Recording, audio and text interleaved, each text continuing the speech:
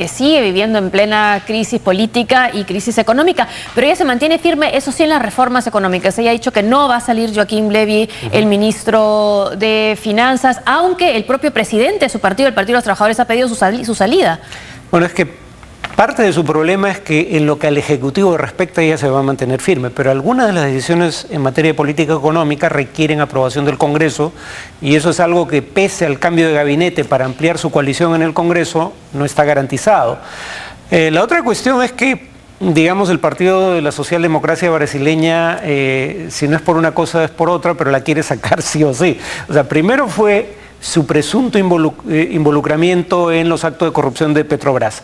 Ahora es más o menos claro que ella es pasible de responsabilidad política, de ineptitud incluso si se quiere, pero no es corrupta. Luego, manejos irregulares en el presupuesto de la República. No se ha sacado a un presidente por esa razón en más de 50 años y no está demostrado que eso haya ocurrido durante esta gestión. Si hubiera sido durante la anterior, de cualquier manera ya no tiene efecto sobre esta. Como eso tampoco ha prosperado hasta ahora, puede reabrirse.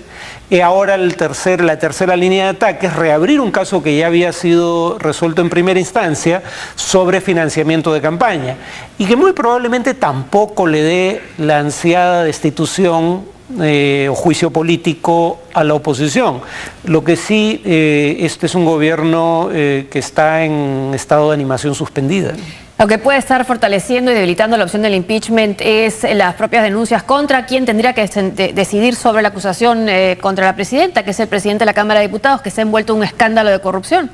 Claro, y la pregunta que muchos se hacen es si él tratará de limpiarse embarrando a alguien más o tratará de pactar para evitar que lo embarren. Ahora está tan ya involucrado con cuentas en Suiza que difícil que tenga algo que pactar. Bueno, veremos cómo se va desarrollando el caso, pero lo que sí también llama la atención es que uno de los pedidos de impeachment o destitución que pueden ser tomados más en serio viene de un ex compañero de Dilma Rousseff, que fue parte del Partido de los Trabajadores. Pero nuevamente la evidencia no parece concluyente en ninguno de los tres procesos que podrían conducir a su remoción del cargo. El presidente Nicolás Maduro pidió a la justicia venezolana enjuiciar al empresario Lorenzo Mendoza. Lo acusa de negociar un plan de ajustes económicos con el Fondo Monetario Internacional.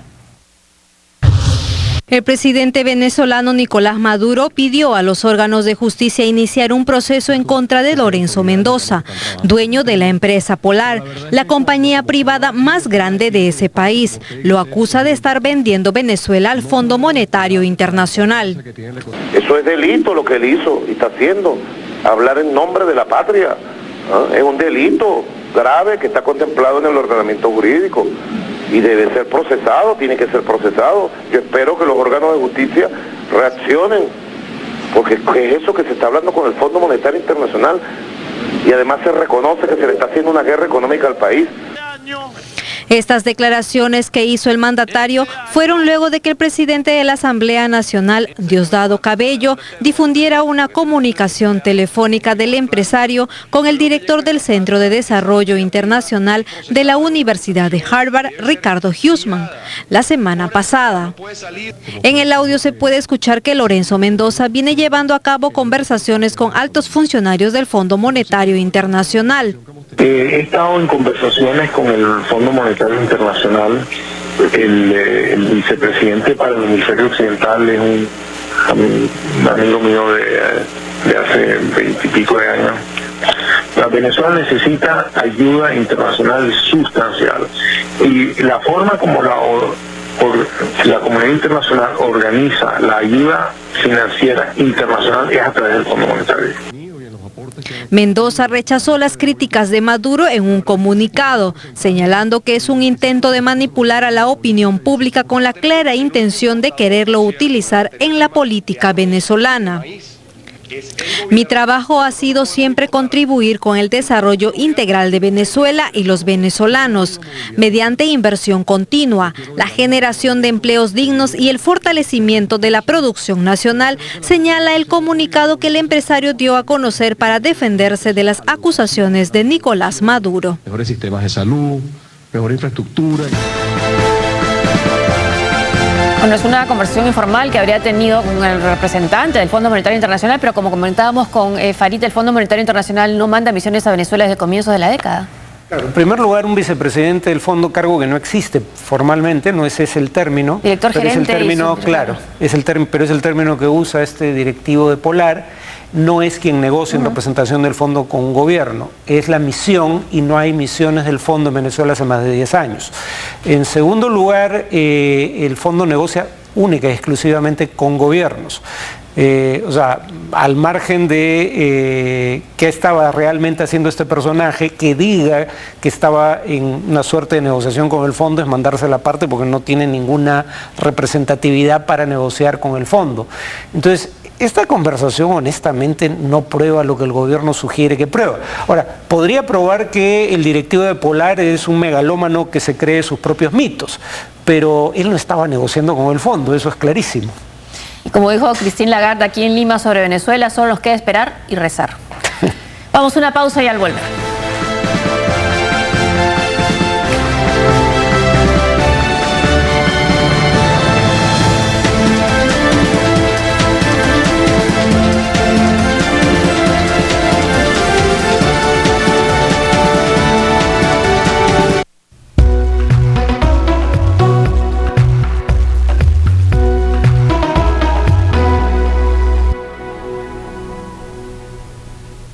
Este domingo, en Casa Tomada.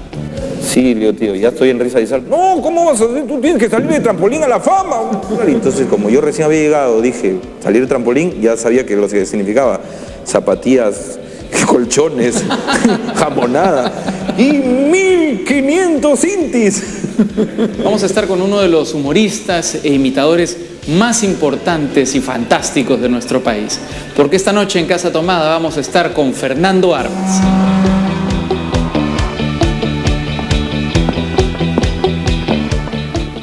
ACE presenta el esfuerzo de una madre. Qué decepción, María Antonia. No te veo esforzándote a lavar.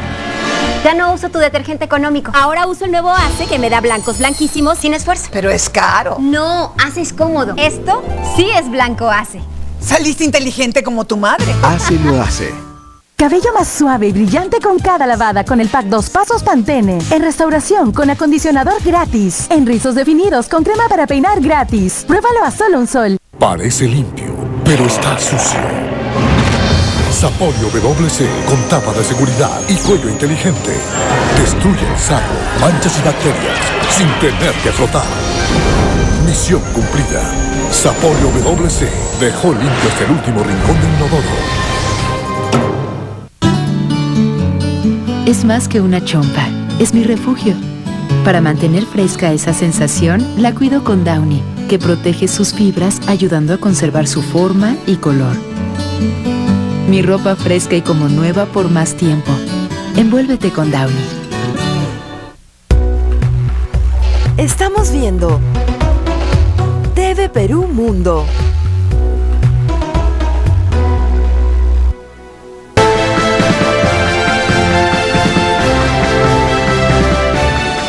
Las 195 delegaciones que participarán en la conferencia sobre el cambio climático COP21 en París se reúnen en la ciudad alemana de Bonn en el marco de la última ronda negociadora para alcanzar un ambicioso acuerdo contra el calentamiento global. Las conversaciones durarán 5 días, periodo en el que los negociadores definirán las conclusiones en un borrador que luego deberá ser aprobado por los ministros en la conferencia a partir del 30 de noviembre. Los defensores del medio ambiente buscan que las potencias económicas eliminen a partir de ese año y hasta el 2050 su dependencia del petróleo, carbón y gas. El viernes pasado, las grandes compañías de energía fósil se comprometieron a poner en práctica iniciativas para alcanzar la transición planteada. Y a lo que está vinculado al cambio climático, el tifón Copu sigue causando estragos al norte de Filipinas. Al menos 9 personas murieron y ha forzado el desplazamiento de cerca de 71.000 ciudadanos.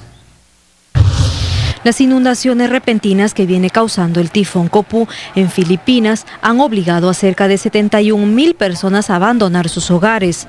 Algunos tuvieron que treparse a los techos para ponerse a buen recaudo, pero muchos lo perdieron todo a causa de los deslizamientos de tierra. Los pobladores, principalmente agricultores, se muestran preocupados porque empeorará su situación económica. Esperan que el gobierno les brinde la ayuda necesaria. No sé cómo vamos a salir adelante. Lo peor es que nuestras tierras de cultivo han sido destruidas. Ha estado lloviendo durante 4 días y nuestros cultivos no han podido soportarlo. Debido a que perdimos nuestra cosecha, vamos a pedir ayuda al gobierno local. Algunas víctimas de las inundaciones han señalado que es la peor de la historia en su país. Las carreteras, puentes, líneas eléctricas y de comunicación también fueron dañadas, dejando aislados e incomunicados a varias comunidades del norte de Filipinas. Hasta el momento se han reportado la muerte de al menos 9 personas, 2 de ellas por la caída de gigantescos árboles y las otras 7 fallecieron en el mar. Sin embargo, las autoridades temen que esta cifra aumente tras el avance del huracán por la isla principal de Luzón, donde cerca de 6,000 personas quedaron varados en distintos puertos. Casi 183,000 personas sintieron el paso del tifón Copu, así lo informó la agencia de desastres. Las autoridades filipinas han declarado en emergencia a 30 provincias por la llegada del tifón. Y hasta aquí el programa. Gracias por acompañarnos. Gracias, Farid. Buenas tardes.